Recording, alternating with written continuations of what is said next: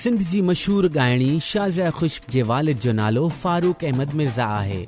हिन 16 सितंबर 1970 ईस्वीअ ते ॼामशोरे में जनम वरितो। 1990 दारे सिंध यूनिवर्सिटीअ मां MA कयाईं ऐं साॻिए ई साल सिंध यूनिवर्सिटीअ जे उस्ताद मोहम्मद इब्राहिम ख़ुश्क सां शादी कयाईं ऐं शाज़िया ख़ुश्क जे नाले सां सॾिजण लॻी। शाज़िया खे ॻाइण जो शौक़ु नंढपिण खां ई हो। पढ़ाई दौरान सिंध यूनिवर्सिटीअ जे प्रोग्रामनि में पिणु ॻाईंदी हुई।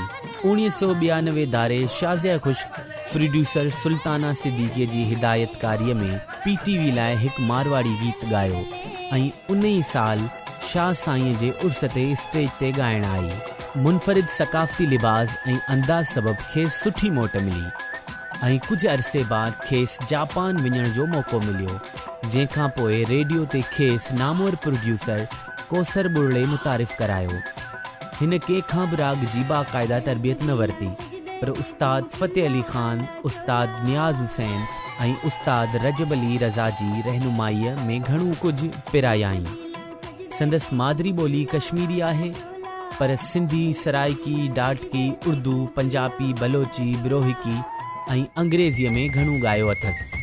हिन America, Canada, Australia, Japan, Dubai, Qatar, Singapore, Holland, Maldives, Thailand, Sri Lanka, Bharat समेत केतिरनि ई मुल्कनि में पंहिंजे फ़न जो मुज़ाहिरो करे पाण मञरायो आहे।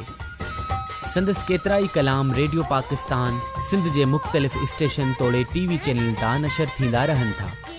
संदसि मशहूर कलामनि में माही यार दी गडोली, तो दिलड़ी यार दुतारी, लाल मेरी पत, हसीना पोपरिया, घूम चरखड़ा, दम मस्त कलंदर वग़ैरह क़ाबिले ज़िक्र आहिनि।